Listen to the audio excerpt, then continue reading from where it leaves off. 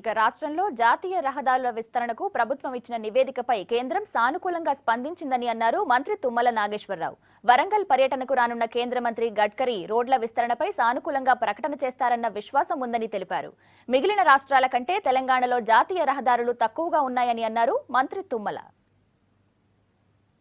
ఢిల్లీలో మంత్రి గారిని కలిసి గత సంవత్సరన్నర కాలంగా తెలంగాణ ప్రభుత్వం కోరుతున్నటువంటి జాతీయ రహదారుల యొక్క నిడివి అతి తక్కువగా దక్షిణ భారతదేశంలో ఉన్నాయి. తెలంగాణ అతి తక్కువ పర్సెంటేజ్లో జాతీయ రహదారులు ఉన్నాయి.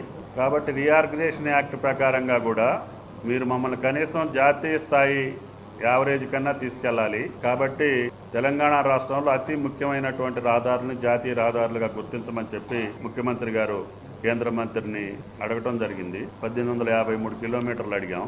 అత్యంత ప్రాముఖ్యత కలిగినటువంటి గోదావరి నదీ పారివాహక ప్రాంతంలో భద్రాచలం దగ్గర నుంచి ఏటూరు నాగారం మీదుగా మహారాష్ట్ర బోర్డర్లో ఉన్నటువంటి కౌతాల వరకు అంటే ఆదిలాబాద్ జిల్లాలో సుమారు 330 కిలోమీటర్లు ఆ రహదారిని జాతీయ రహదారిగా ప్రకటించమని చెప్పి అడిగాం. అపారమైనటువంటి ఖనిజ సంపద కలిగినటువంటి ప్రాంతం, నీటిపారుదల ప్రాజెక్టులు వచ్చేటటువంటి ప్రాంతం, ఇరిగేషన్ పవర్ ప్రాజెక్టులు కూడా భద్రాద్రి కన్స్ట్రక్షన్ జరుగుతుంది మణుగూరులో, భూపాలపల్లి, జైపూరు, రేపు రాబోయే పవర్ ప్రాజెక్టులు కూడా ఎన్టీపీసీ రామగుండం, ఇవన్నీ కూడా గోదావరి పరివాహక ప్రాంతంలోనే ఉన్నాయి. దానికి బొగ్గు రవాణా చేసుకోవాలన్నా ఈ రహదారి ఉపయోగపడుతుందనే ఉద్దేశంతో కేంద్రాన్ని తెలంగాణ ప్రభుత్వం అభ్యర్థించడం జరిగింది.